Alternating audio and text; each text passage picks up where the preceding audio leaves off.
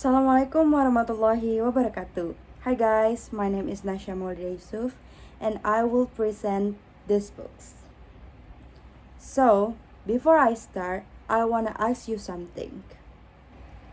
Have you ever imagined how difficult it was for women to express their feeling in the past? So, today we can easily post our talks on social media, write story, and share our feeling online. But hundreds of years ago, many women did not even have a freedom to speak openly. And that's why I think this book is interesting and meaningful. The target readers of this book are student university, researchers, literature students, or people who are interested with a woman's story, like woman history, culture, and language. So especially for English learners or future teachers, these books can help us to understand that language is not only about grammar, but also about identity and power. The main themes of the book are woman voice, writing, identity, language, culture, and survival. So now I will give you a short summary of this book.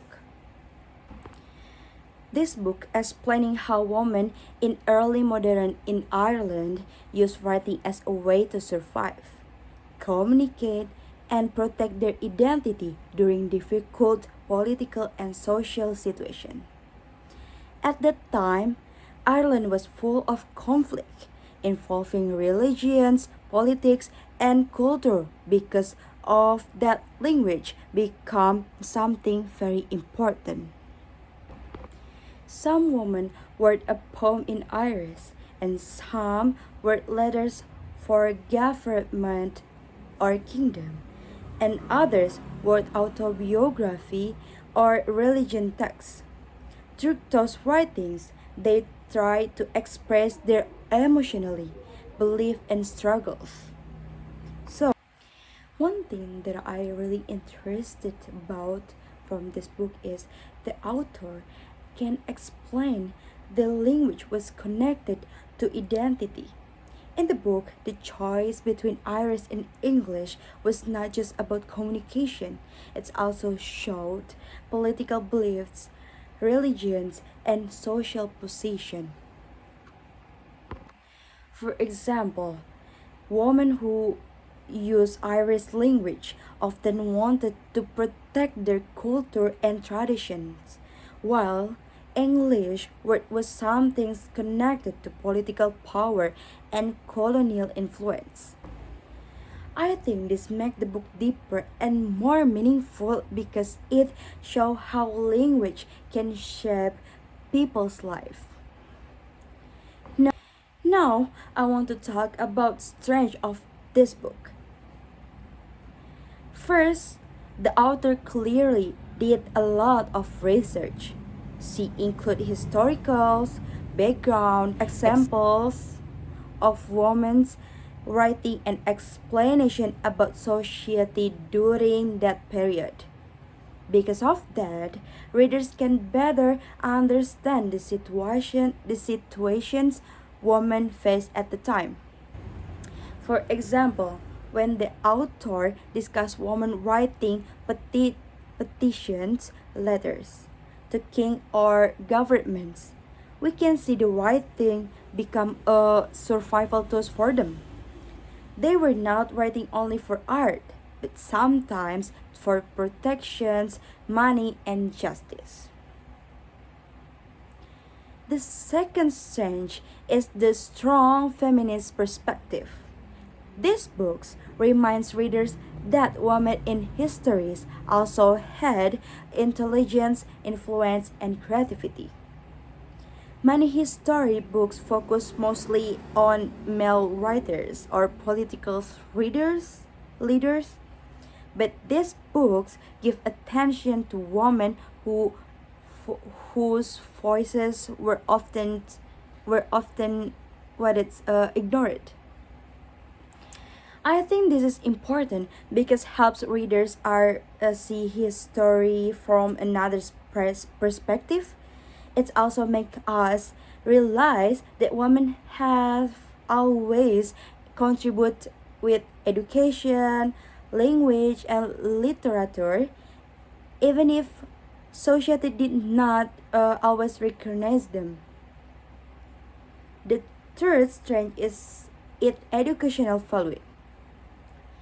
This book is very useful for students, especially literature students and future English teachers. Readers can learn about literature criticisms, historical context, gender studies, and language development at the same time. For a student like us, this book can also improve critical thinking because it encourages readers to think about the relationship between language and power. However, even though the book is have many strangers, but the books have a weakness too. The first weakness is the academic language. Some part of that book contain difficult vocabulary and complex explanation. There are also many historical and linguistic terms that may confuse a beginner readers. Because of that, readers who are not familiar with that academic academic vocabulary might feel tired to and overwhelmed while reading it. The second weakness is that the book is very long and detailed. And sometimes explanation from that book it becomes repetitive because the author discuss many example and historical context. Even though the information is important, some readers may lose focus in the middle of the book. And the third weakness is the lack of visual elements. Like most of the books contains long paragraph of text. There are not many pictures, so it feels so boring for the beginner readers. Like too much text. So yeah. And another weakness, in my opinion, is that books requires patience. So yeah, but honestly, who cares about the weakness?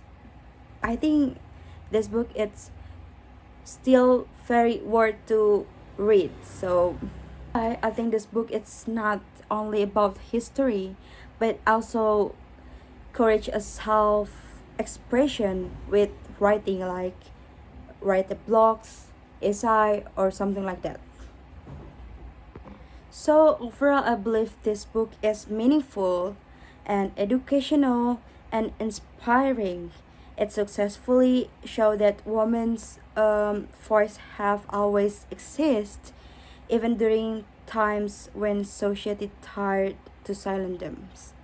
So I think these books deserve to be read and to be appreciated, especially by students who want to understand literature, language, history, or gender more deeply.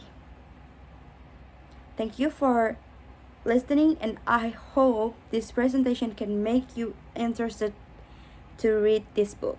So, bye bye. Thank you.